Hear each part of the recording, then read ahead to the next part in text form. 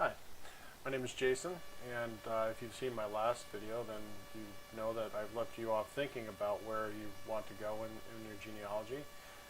Give you some homework assignments, basically. Take a tree, make a list of all your family members, and put them in that tree. So now today you have a list, and you probably have your parents, yourself, and your grandparents, and maybe your great-grandparents.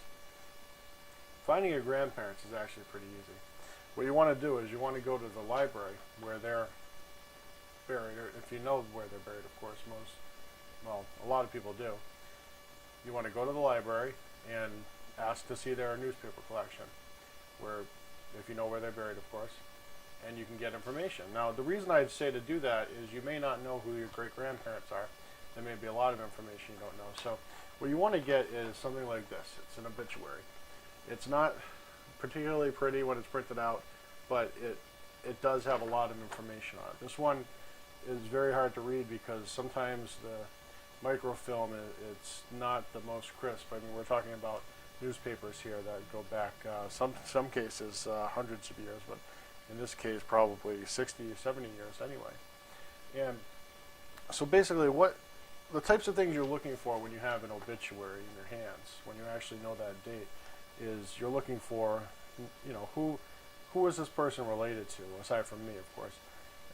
Who is this person related to? Who are their brothers, sisters, their parents, their their grandchildren, their children, anybody who's named in there. You want to make sure you get that, and it gives you where they're buried, usually what funeral home they were buried in, that sort of thing. So it's very useful.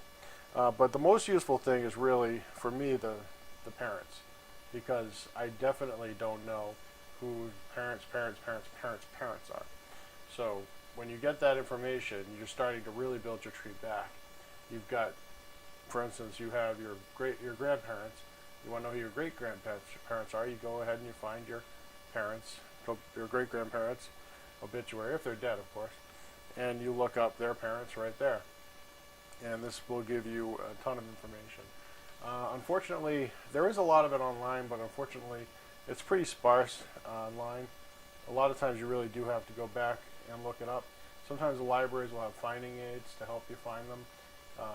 For instance, our library here has a set of its Excel spreadsheets, but they're not complete. They do show a lot of places when the person died. You can kind of get an idea because it's when the obituary is in there. So then you go look that date and you get the obituary. If you only know a range, I try to narrow it down to probably within a week, because if you get past that and you don't know, you're going to be looking at every single date, and I've done that. It's not fun. Like if you know the month or something, you really want to narrow it down. So today I want to show you something that will help you find your relatives if you, for instance, don't know if you know a little bit about them, but you don't know everything and you can't get there maybe. If you go to google.com and then just do SSDI search, you can then pull up, the first one here is RootsWeb. RootsWeb is an Ancestry.com company, and they put a lot of good things online for free. So today a friend of mine asked me to look up somebody that he knew and wanted to know more information about. So I'm going to show you what I have. His name was Mike Jackson. He was born about 1958. He died June 25th, 2009, and we know that he died in Los Angeles, California. So that's what we know so far. So now what we want to do is we want to put this information in here. So I would put Jackson first. His name's Mike, but it's probably not. We'll just say MI. See if MI star will work. That'll probably work. We know his birth year was 1958. We don't know the date, but we do know the death, which is 2009. And we do know the month, which is around June, I think. And so what we can do now is we can just submit that and see what we come back with. Oh, look, I found it. So this is Michael Joseph Jackson, and this is the type of information that it's going to give you in here. Now, this isn't for everybody, because what this is the Social Security Death Index, the SSDI, and that's only going to cover you back to about 1962 and on. If the person you're looking for died after 1962, 1963, you definitely want to check the SSDI because it's very likely that they're in there. Now, not everybody who's dead is in there for a number of reasons. One, if you weren't part of the Social Security system, then you wouldn't be in there. There's a number of reasons that might be the case. For instance, they may just have opted out of it back in the early days of the system. And they may never have worked. That's a big thing. And they may just not be an American citizen. They may not be an American you're looking for. Maybe you're looking at another country. This isn't going to help you. But if you do have somebody in America that was part of the Social Security system, and most people are, so this is going to help you back, you know, this will probably help you back to the 1930s or so, 1900s, depending on the age. I guess it'll be 1800s even, because people could have died in 1962. My math is a bit off, but so this is the person we found, and I think it's the right person because he mentioned he thought maybe Indiana. He wasn't sure where he was born. He'd heard some things about him. Now it is going to show you the Social Security number. You do want to write the Social Security number down. You do want to put this into your information because it's something that's going to come up in the future if you end up going into like a probate court and you want to look up in a probate court situation, or there's some searches that you can do based on Social Security number. So you do want to write that down. And then this gives you an order record. I wouldn't do that because, first of all, I don't know if this is the right person, but there's other ways to get it. The records aren't really that interesting more than we've got here. Certainly I wouldn't go out of my way and get a registered record unless you absolutely have to. I've only paid for one, and that was because I absolutely had to, and I had no idea when the person died, except the year. So sometimes if you have information like the name of the person, the date of death or the year of death, things like that, and you need to fill in that one piece, the town clerks or city clerks can be very helpful. Sometimes they're not very helpful, to be honest with you.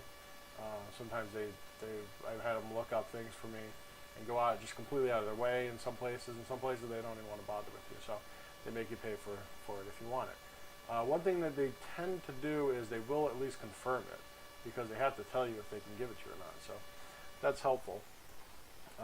But they don't always like to give you the little extra information that we would like as genealogists. So we have to sometimes pay for it. So what I want to do now is I want to go ahead and go to another site here. I've looked this up already, and basically you want to go to the obituary. In most cases, if it's recent, the obituary is going to be online somewhere. If they happen to be a super celebrity like Michael Jackson, who just died a couple years ago, there's probably a lot of information on him. So you can go ahead and look that up. I pulled a little fast one on you. I wanted to use somebody who was famous and we'd all know. But it's really not as difficult as it sounds to look up information, find people that you're looking for. Like I said, I didn't really want to go into bring up my personal ones right now because they're not completely done. I think I looked this one up for someone else actually, but like I said, you're going to find information in here in an obituary. And if it's a newer obituary, they've got a lot more information. If you go back to 1910, 1920 before, you might not find an obituary. Sometimes you'll find a little blurb. They'll have like a death column, kind of. The older the newspapers, the harder it is to find because they really did a run of paper thing back then where they would take whatever the news was of the day, and then they'd say, okay, deaths fit here and births fit over here, and so it's a little bit of a hodgepodge in the older ones, at least the ones I've looked at. And the newer ones nowadays, it's like on the second page because it's the first thing everybody looks for. They want to, I don't know, they're morbid curiosity or something, so they look that up. But so there's a mixed bag, like I said. But there's another way to do this, and this isn't the best place to start because you may not have somebody in here. But there are cases where I've found people in this particular resource, and it can be very good, especially if they're famous, because they're big on famous graves. But this is called Find a Grave. And what Find a Grave is a website, actually it started dedicated to the famous graves, the people that wanted to visit or were visiting famous graves. They would put them in online, and it grew up around that. But at some point they decided to branch out and add just anybody in here, which is good for us genealogists, because if you see there's 50 million grave records. When I started, only a couple of years ago, there were probably closer to 20 million, so it's really growing. I'll tell you, one of the things I do, just to kind of give back on this site, is sometimes I'll take random photos. I mean, I do take photos for people on the site. That's one thing you can do if you like photography, is you can go out while you're doing your thing in the graveyard and look for other people. You know, if they have a particular person or a particular place that they want to look up, you can do that and take a picture of that grave for them, and that's very helpful. I've had that happen several times for me in places that I wouldn't be able to get to. Now there is, last time I checked, it's only in the United States. You can list people outside the United States, but for some reason they don't have, I don't know if the laws or something don't permit it, or they don't want to get involved in it. They don't have that. You can do it on the forums, they said, though. So if you want to look somebody up, search 50 million grave records. And believe me, there's a lot in here. We're going to look up Michael Jackson, birth year well, let's just put his birth year here, 1958, because you can put what you know about somebody, and you can see what you can find. There's a number of them. Let's say I didn't know much about him, and then I add some more information to it. I can look down for the country that he died in, or the cemetery he's in, rather. Now I've chosen the United States, and I know he died in California, so I know he's buried in California, and I don't know what county it is. I'm not that familiar with California's counties, but I do know it's Forest Lawn, but I think that's going to pop up as the only one here. So now we have Michael Jackson, Forest Lawn Memorial Park, Glendale, Los Angeles, California. So if you're lucky and you're diligent, you check your facts, of course, you might find that you're related to somebody like the King of Pop, for instance, or you might not.